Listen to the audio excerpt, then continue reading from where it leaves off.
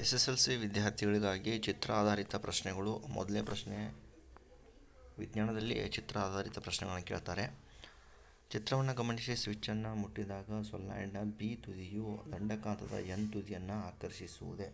ಉತ್ತರ ಸ್ಪಷ್ಟಪಡಿಸಿ. ಬಿ ತುದಿಯು ಎನ್ ತುದಿಯನ್ನು ಆಕರ್ಷಿಸುವುದೇ ಅಂತ ಕೇಳಿದ್ದಾರೆ. ಇಲ್ಲ, ವಿಕರ್ಷಿಸುತ್ತದೆ. ಏಕೆಂದರೆ ವಿದ್ಯುತ್ ಹರಿದಾಗ ಸೊಲೆನಾಯ್ಡ್ ಬಿ ತುದಿಯು ಆಯಸ್ಕಾಂತದ ಎನ್ ತುದಿಯಂತೆ ವರ್ತಿಸುತ್ತದೆ. ಸಜಾತೀಯ ಧ್ರುವಗಳು ಪರಸ್ಪರ ವಿಕರ್ಷಿಸುತ್ತವೆ. ಇನ್ನೊಂದು ಪ್ರಶ್ನೆಯನ್ನು ನೋಡಿ. ಕೆಳಗೆ ಕೊಟ್ಟಿರುವ ಚಿತ್ರವನ್ನು ಗಮನಿಸಿ, ವಿಶ್ಲೇಷಿಸಿ. ಇಲ್ಲಿ ಉಂಟಾದ ದಿಕ್ಪಲ್ಲಟ ಕೋನವನ್ನು ಹೆಸರಿಸಿ. ಕೋನದ ಮೌಲ್ಯವನ್ನು ಗುರುತಿಸಿ. ದಿಕ್ಪಲ್ಲಟ ಕೋನ ಇಲ್ಲಿದೆ ನೋಡಿ, ಇದನ್ನು ದಿಕ್ಪಲ್ಲಟ ಕೋನ ಅಂತ ಕರಿತೀವಿ. ಅದು 38 ಡಿಗ್ರಿ ಆಗಿದೆ. ಕೋನ HGF.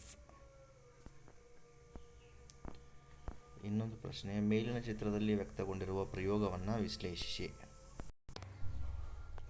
ಮೇಲಿನ ಚಿತ್ರದಲ್ಲಿ ವ್ಯಕ್ತಗೊಂಡಿರುವ ಪ್ರಯೋಗವನ್ನು ವಿಶ್ಲೇಷಿಸಿ. ಇದು X ಮತ್ತು Y ದ್ರಾವಣಗಳೊಂದಿಗೆ ವರ್ತಿಸಿ ನೀಡುವ ಹಳದಿ ಬಣ್ಣದ ಪ್ರಕ್ಷೇಪ ಮತ್ತು ಇಲ್ಲಿ ಉಂಟಾಗುವ ಮತ್ತೊಂದು ಉತ್ಪನ್ನವನ್ನು ಹೆಸರಿಸಿ. ಇಲ್ಲಿ ನೋಡಿ, PbNO3 ಮತ್ತು KnO3. X ದ್ರಾವಣ ಮತ್ತು Y ದ್ರಾವಣ ಎರಡೂ ಸೇರಿ.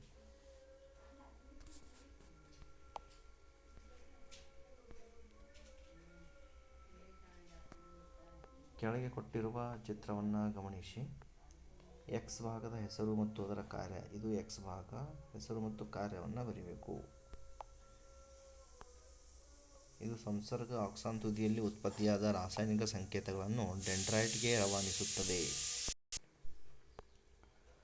ಕೆಳಗೆ ಚಿತ್ರವನ್ನು ಗಮನಿಸಿ. ವೃತ್ತಾಕಾರದ ಸುರುಳಿಯ ಕೇಂದ್ರ ಸಿನಲ್ಲಿ ಕಾಂತಕ್ಷೇತ್ರವು 0 ಆಗಿರುತ್ತದೆ. ಇದಿಷ್ಟು ವಿದ್ಯಾರ್ಥಿಗಳ ಚಿತ್ರ ಆಧಾರಿತ ಪ್ರಶ್ನೆಗಳು. ಮುಂದಿನ ವಿಡಿಯೋದಲ್ಲಿ ಮುಂದಿನ ಚಿತ್ರ ಆಧಾರಿತ ಪ್ರಶ್ನೆಗಳನ್ನು ಡಿಸ್ಕಸ್ ಮಾಡೋಣ.